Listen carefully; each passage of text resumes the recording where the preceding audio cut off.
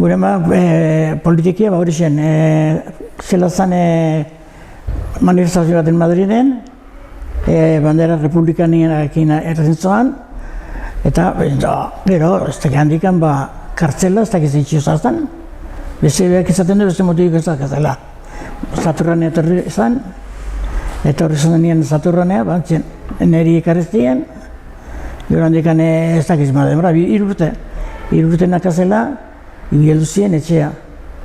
Etxea, Amonanea, eta trenian, guardiziakoekin, eta jaso ziren, gero gure ama erten arte, karzelatikan, egon izan Amonakin. Nací en la cárcel de Saturrarán en el 1940. Estuve, no sé, hasta un añito o por ahí, y vino mi padre, me llevó para Andalucía. En Andalucía me crió una tía mía, hermana de mi padre, y mi abuela, la madre de mi padre. Y estuve allí pues hasta que mi madre salió de la cárcel. Cuando ella salió, yo no me recuerdo ni el encuentro ni nada con mi madre, y estuve allí pues hasta los 6 añitos así. Sí me recuerdo, lo único que me recuerdo de allí de Andalucía es que mi madre iba a recoger aceituna y yo estaba agachadita con ella viendo cómo recogía aceituna, pero era muy pequeñita. Ama ertzen zonean kartzelatikan, juntzan ondarrura neskame. Pare bat etxetan ibilizan, gero altzoanean guri ekarrezigun, Madrida, motrikurak, barkatu. Motrikura ekarrezigun, eta hemen familia jasoan behar dana. Ezigun lagin horri norgan, dana motrikura etorri ginen. Zela baiz, lanien hasi ginen, bate handikan, beste handikan, da hola zen, gure bizimurua, gara da gure eman bizimurua, behar lan, illa, geuke bai. Cuando tenía unos 6 añitos o así, vine para Vizcaya. Fui al Alto Barázar.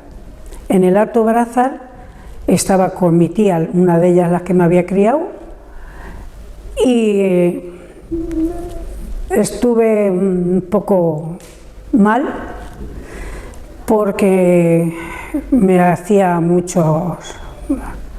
me da hasta apuro decirlo, pero la verdad que muchas veces no me daba de comer. Me mandaba al río a lavar, tenía que romper el hielo para poder lavar. Gracias que mi tío, el marido de ella, sí me llevaba, y se llevaba en un bocadillo que estaba subiendo y bajando a la gente que de los pozos. Se llevaba en un bocadillo, me decía que iría donde él me daba el bocadillito, yo me lo comía, y así pasaba pues hasta que me iba a la noche a dormir. Gure etxian sekula izi, bazen ginean familia eta sekula. Geko ere galdetu ez gendun etxen, ez gendun galdetzen aman itxa, beha, muda.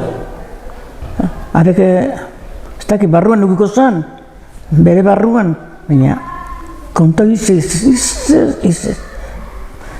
Kulpi ere geuk ere, baina beti zean gorre mobitzen gauzia. Mi madre contaba muy poco, pero muy poco. Yo, porque cuando me quedaba con ella, le solía preguntar, a ver, yo por qué había nacido aquí. Y mi madre me decía pues que ella vivía en Puente de Genavé, en Jaén, y que la habían detenido y la habían traído aquí a la cárcel de Saturrarán. Estaba en estado, y yo nací en el 40 y estuve aquí pues no sé, un año por ahí, un añito así, porque ella me dice que estuve muy mala, muy malita, le tuvieron que sacar sangre para darme a mí, porque claro, si no comíamos. La única vez que dice que comían y encima comían con gusano, eran las lentejas, dice que eran tanto como lentejas, gusanos. Y lo demás no les daban nada, les daban, sí, la gente de aquí les llevaban mucho y les traían mucho, hortalizas, le traían carnes, le traían de todo, pero ellas lo metían al economato y luego el que tenía dinero compraba y el que no tenía dinero o gente que le podría mandar compraban, pero ella no podía comprar nada, y lo mismo que mi madre, habría más. Y cogían, y más de una vez me dijo mi madre que sí, que habían visto cómo por la noche lo sacaban a través del monte para arriba y lo vendían de trasperlo, y a ellas pues de carnes pocas. Me contó ella luego que cuando a ella la mandaron ya, la liberaron, que la mandaron sin un céntimo, y para ir a Andalucía yo le preguntaba, ¿y cómo viniste hasta Andalucía? Y me decía pues que diciéndole a toda la gente que iba, o bien a los del tren, o bien autobuses, o lo que fuera, de dónde iba, que la habían liberado de la cárcel, que iba de la cárcel y que tenía que ir a Jaén, a Puente de Genabé, y que no tenía dinero para poder ir. Y mi madre, explicando así, fue cuando llegó a Andalucía, porque no les dieron ni una tarjeta, nada para que pudieran ir a su tierra.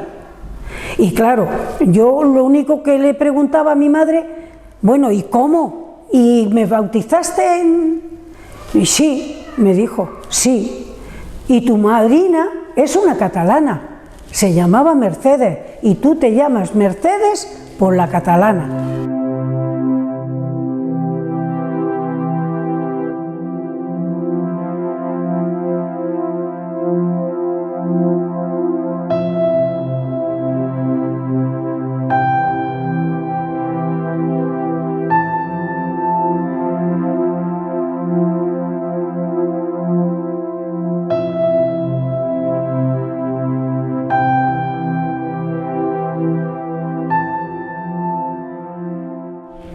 Nire ama zen laguntzea joten zen emakume askotako bat.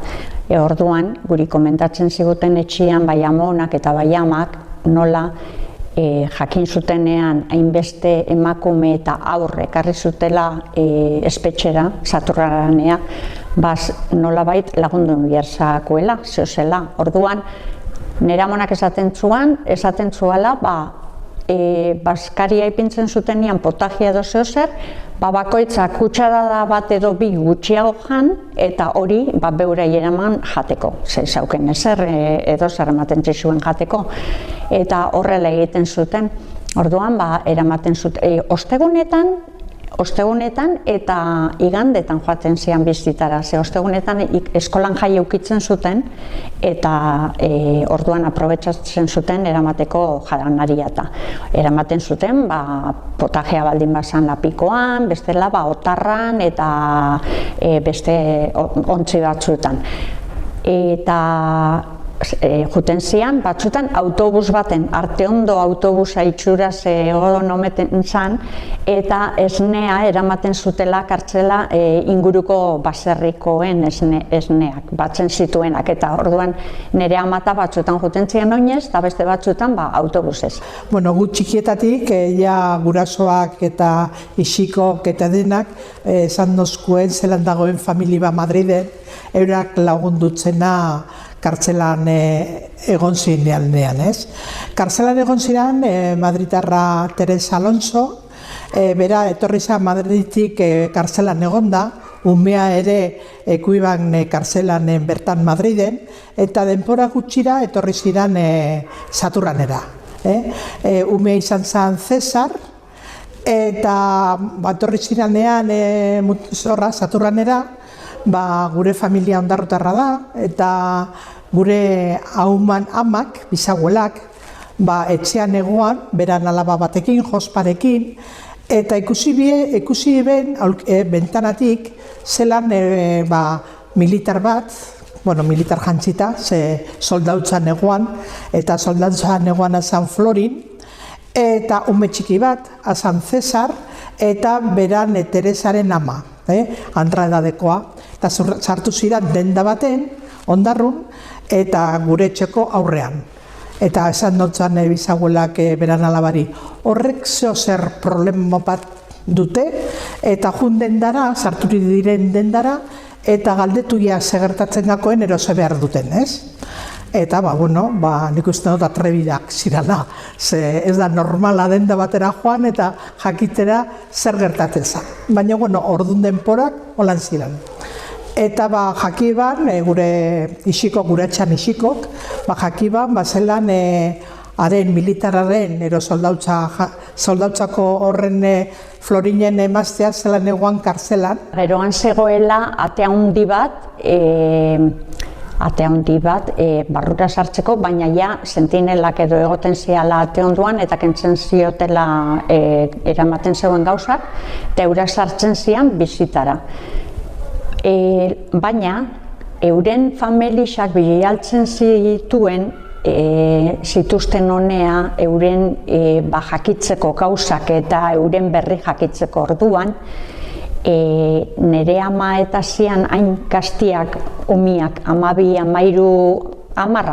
urte horrela zeukaten, eta aprobetxatzen zuten poto txikietan eta sartu karta horrek edo notak, eta kartzelan zegozen 2 rejila, eta erdian pasillo bat.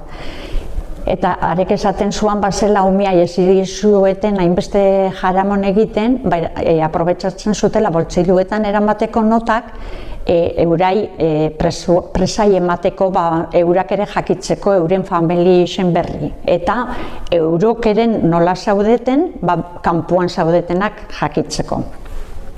Orduan, gure isiko eta bizaguela arduratu zidan tranquil juteko Madridera edo joan bizaren tokira, eurak jau egingo zirala eta hartzebenela konpromisoa egunero esnea eta jateko aruteko. Eta momento bat gero heldu zen 3 urte egin banean, Cesarrek, 6 urte artelagate ben kartzelan egoten, baina atara egin eben, beran eixiko etorri zan, beran bila eta bar, eta gero zornotzara pasatu eben bera, Teresa.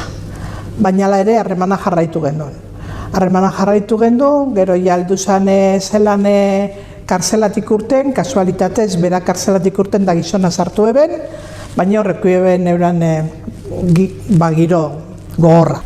Kartzelan zegoen emakume bat izena zeukala Berta, eta horrek Madrilen eukizuan denda bat modaz Berta. Zan oso emakume abila josten, eta bera zan zuzendaria, eta danai erakusten zuana josten. Orduan, beurak eskatzen zuten materiala barruan gauzak egiteko, jendiai laguntzeko eta denpora pasa gauzak egiteko. Orduan eskatzen zauen hariak eta eramaten zioten azeituna zurrak, karakoliluak, hariak asko, gantxilo egiteko edo galtzerdiak egiteko, adibidez nire amanetxian mutila asko zeuden da mainelak zian, eta berak egiten zuan galtzerdiak itsasora eramateko, hankak pelak egitzeko, eta baita gero umiai egiten zioten karakoliluakin adibidez koilarrak, pultzerak, eta azeituna zurrak ere bai erabiltzen zituzten olesko zapatak egiteko, beste otarrak, gauza asko egiteko. Aprobetxatzen zuten dena, oso lan asko egiten zuten kanporako. Eta nire etxean gelditzu zen Berta etxeko bat bezala, osea gure familikoa baliz bezala, oso emakume langilea jatorra zen, eta harremana jarraitzu zuten bukaera arte, eta inkluso nik Madrira nago bera ezagutzea eta jarraitu nun berarekin harremanetan. Oso bukaera oso ona izan zen. Gu gero agertu ginen, eta beti izan dozkun historia hori, zelan izan zen, zelan famili bagenkoa Madriden, eta bar. Ja, askatasunen lortu benin bai Florinek eta baita ere Teresak, hasi ziren Ondarrora pila etortzen, pila bat. Eta ni lehengoko irudia eurekin dakatena da, bezpa baten etorri ziren Madridik. Ordungo kaminoekin, bezpa baten eta abar. Arrantzalegunean ere etorte ziren, eta badaukagu argazkiak baita ere eurekin portuan, atuna egiten, marmitxakoa, eta Teresak oso otxura hon hartu eban, beti etorte ziren anragizionak, eta Cesar, da gero Cesarren emazteare bai. Cesarren emaztea zen alaba bakarra, republikana zen bera ere, eta hori, atentzioa mote ban, zer lan hartu eban gora bera guztia, bizitza guztia gizonana, amainarre bana, eta gurea zelan agertu zen maitasunaz, ez? Da, urtero etorte ziren, etxen baten ero bestean, beti etxetan, gure etxetan gertatu ziren, eta horren jarraitu gendun. Berak Cesarrek ekuie ban, seme alaba bi, Beatriz da emakume bat amengo historia dakiena hori, beran alabari Amaia izena ipini dotzan, gure omenez, eta da, ondiokan daiguna ez dugula hori, kate hori apurtu. Da daukagu asmoa hori ez apurtzeko. Beti komentatu izango du Cesarrek ere beti izate bat. No romper esta cadena, no romper, eta gu ere gure artean hori.